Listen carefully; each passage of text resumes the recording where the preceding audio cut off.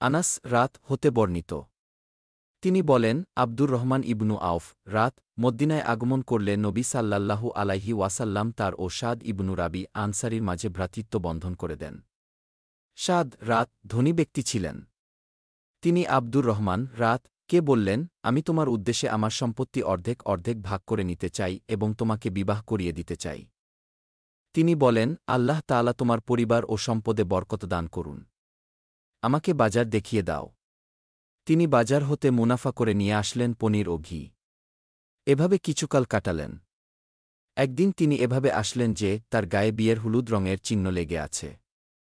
নবী সাল্লাল্লাহু আলাইহি ওয়াসাল্লাম তাকে জিজ্ঞেস করলেন, কি ব্যাপার? তিনি বললেন, হে আল্লাহর রাসূল, আমি জনৈকা আনসারী মহিলাকে বিবাহ করেছি। তিনি নবী সাল্লাল্লাহু আলাইহি ওয়াসাল্লাম জিজ্ঞেস করলেন, তুমি তাকে কি দিয়েছ?